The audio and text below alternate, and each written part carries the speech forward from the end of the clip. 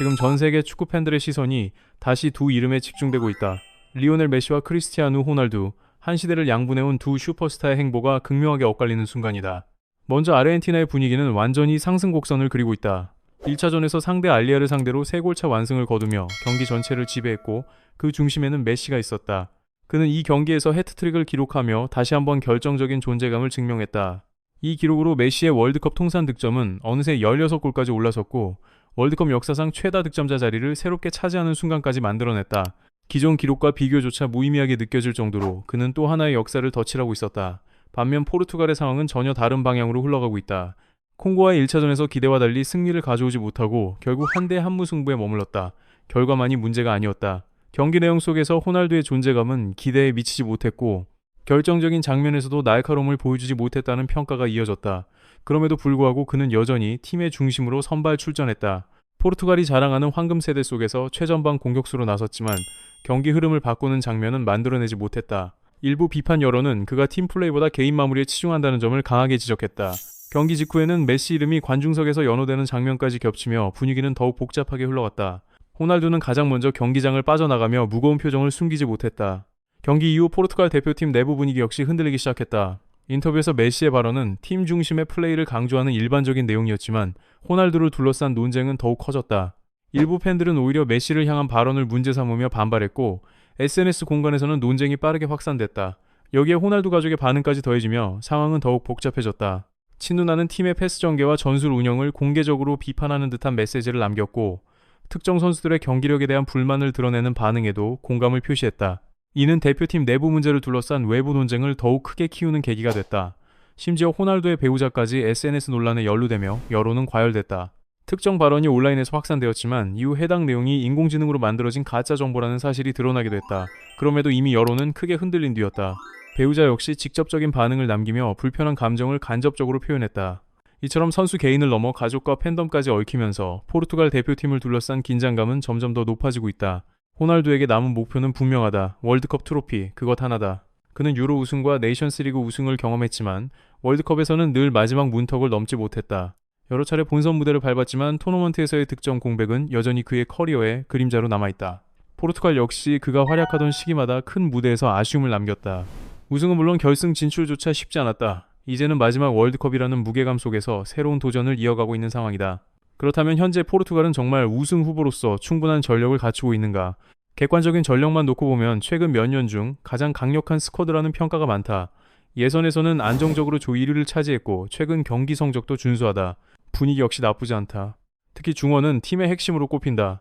브루노 페르난데스, 비티냐, 네베스가 중심을 이루는 미드필드는 창의성, 전개력, 활동량까지 균형이 잘 잡혀있다는 평가를 받는다.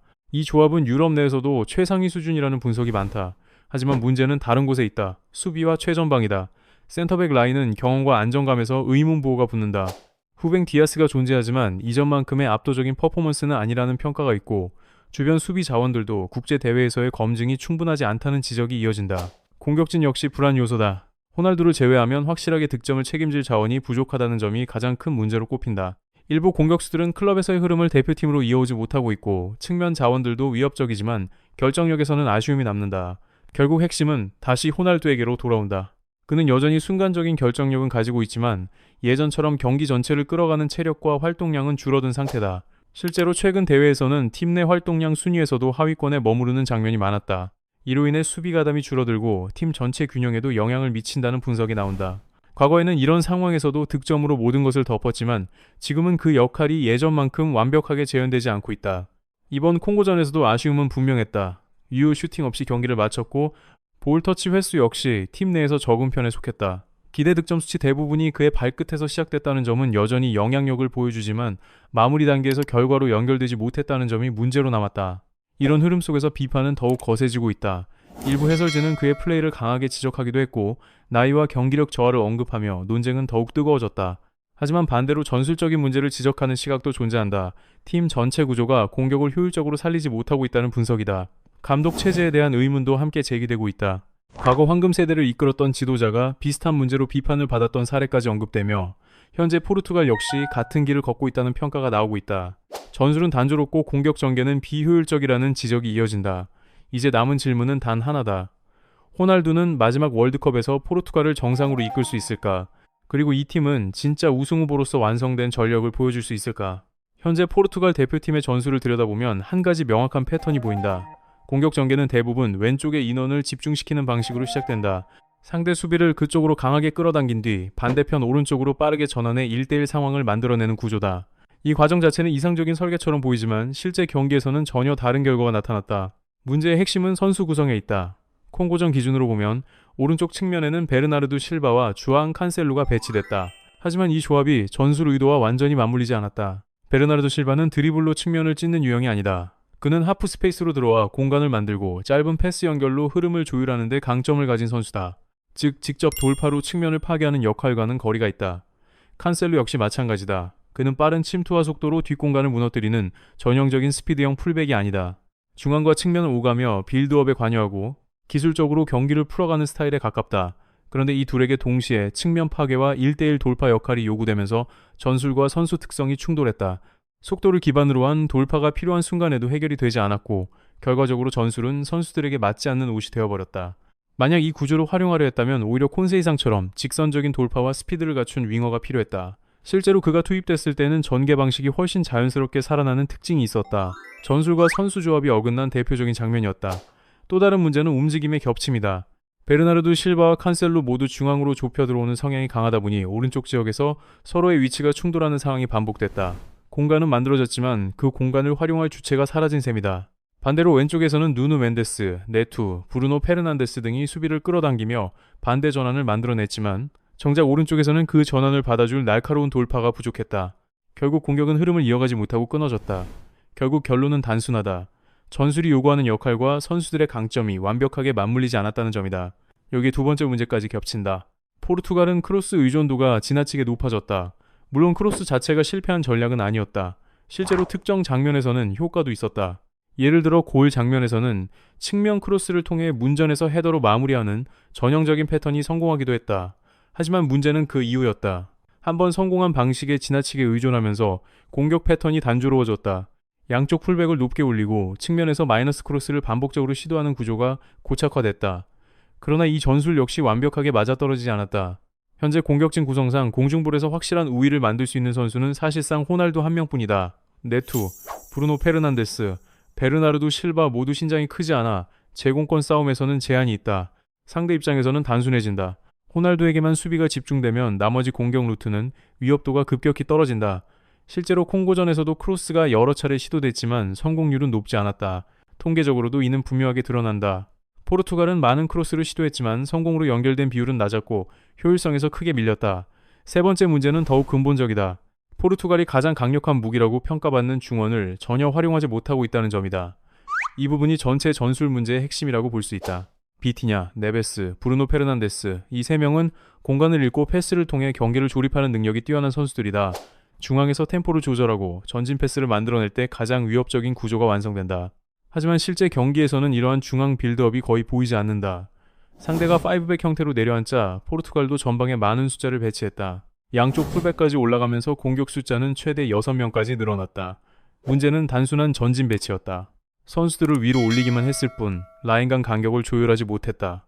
중원과 공격진 사이의 연결이 끊어지면서 공격은 단순한 측면 크로스로만 수렴됐다. 결과적으로 중앙에서의 세밀한 전개는 사라졌고 공격은 단조로운 패턴으로 고정됐다. 동시에 중원 숫자가 부족해지면서 경기 조율에서도 밀리게 됐다.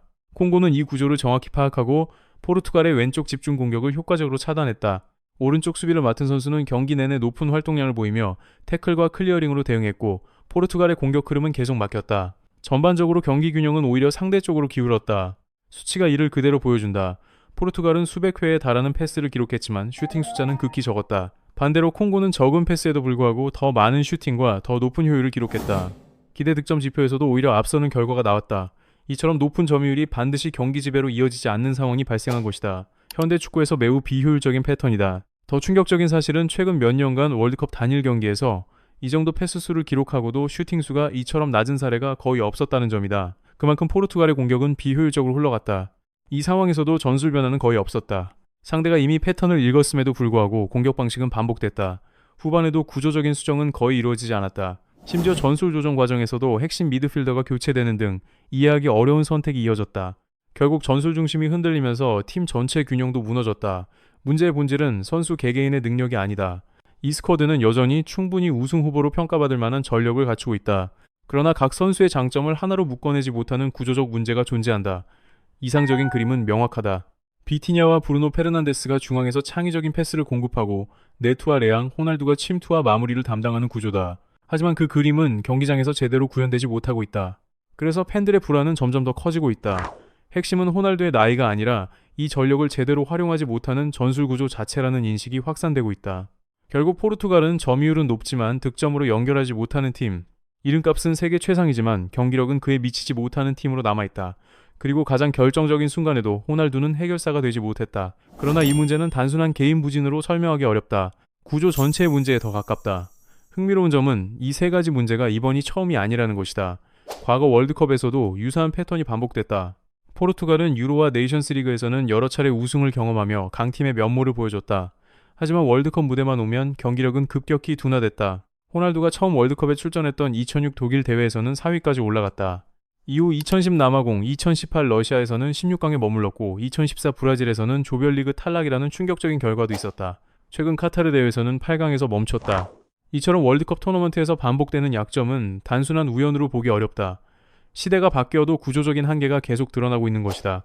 포르투갈의 월드컵 공격 효율을 과거로 되돌아가 보면 경기당 평균 득점은 고작 한 골 수준에 머물렀던 시기가 있었다. 그 시기 팀의 중심에 있던 호날두 역시 경기당 평균 4.5개의 슈팅을 기록했지만 결과적으로 득점은 단 한 골에 그쳤다. 에이스였던 피구는 해당 대회에서 도움 3개를 기록하며 대회 공동 2위 수준의 창조성을 보여줬지만 최전방 마무리를 맡았던 파울레타는 결정적인 기회를 여러 차례 놓치며 빅찬스 미스를 4차례나 기록했다. 결국 공격 완성도가 떨어지며 결과로 이어지지 못했다.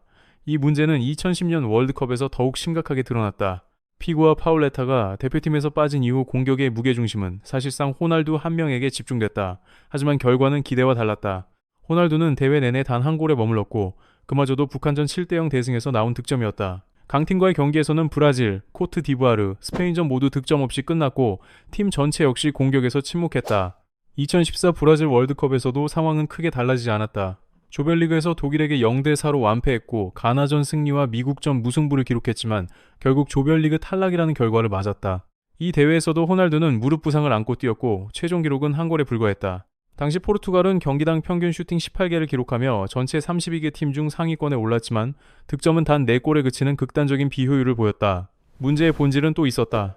공격의 대부분이 호날두 개인에게 지나치게 의존되어 있었다는 점이다. 실제로 팀 전체 슈팅의 절반 가까이가 호날두에게 집중됐고 ESPN 역시 브라질 월드컵 당시 포르투갈 공격 구조가 특정 선수에게 과도하게 의존하고 있다고 지적했다. 하지만 이후 흐름은 변하기 시작했다.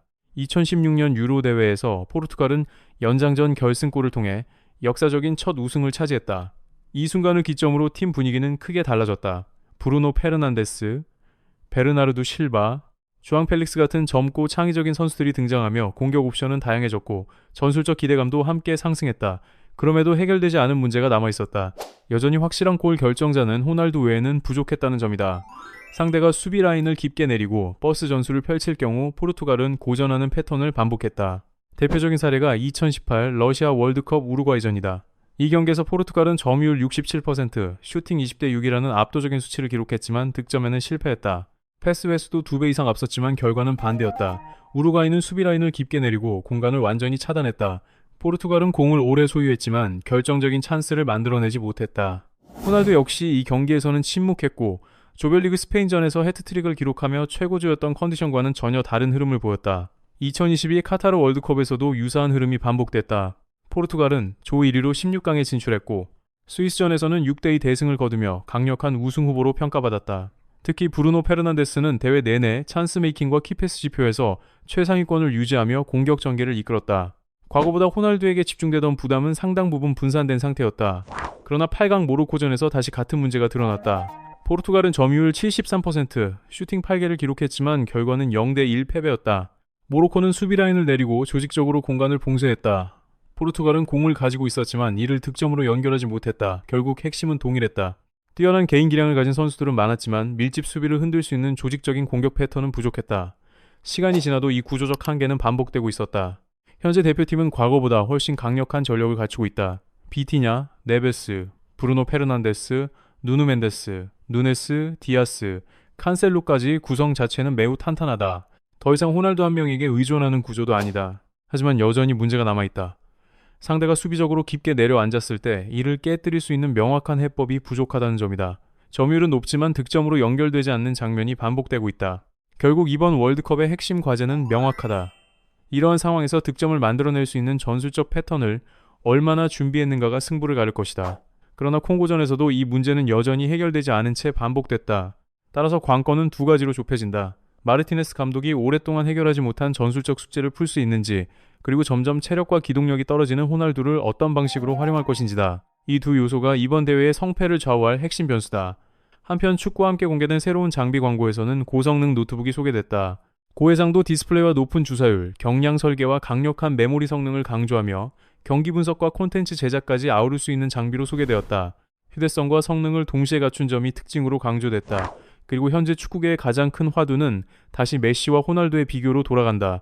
많은 이들은 이미 메시가 월드컵 우승이라는 마지막 퍼즐을 완성하면서 사실상 고에이티 논쟁에서 우위를 점했다고 평가한다. 그 순간 그는 팀을 이끌고 결정적인 서사를 완성했다. 하지만 만약 이번 월드컵에서 호날두가 우승을 차지한다면 상황은 다시 흔들릴 수 있다. 중요한 순간에 득점을 기록하고 포르투갈을 역사상 첫 월드컵 정상으로 이끈다면 다시 한번 논쟁은 뜨겁게 재점화될 것이다. 그것이 단순한 숫자 이상의 의미를 가지기 때문이다.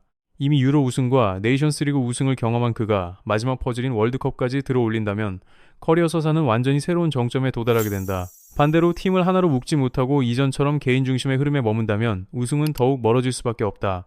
리더십과 팀 결속력이 그 어느 때보다 중요한 시점이다. 흥미로운 점은 이번 대회에서 포르투갈과 아르헨티나가 토너먼트에서 만날 가능성까지 존재한다는 것이다. 조 1위 혹은 조 2위 여부에 따라 8강 또는 16강에서 격돌할 수도 있다. 수십 년 동안 이어져온 메시와 호날두의 비교 서사가 마지막 장면을 맞이할 수도 있는 순간이다. 과연 이번 월드컵은 누구의 서사로 완성될 것인가? 포르투갈은 첫 월드컵 우승이라는 꿈을 현실로 만들 수 있을까? 의견이 있다면 댓글로 남겨달라. 앞으로 더 깊고 흥미로운 이야기로 다시 돌아오겠다.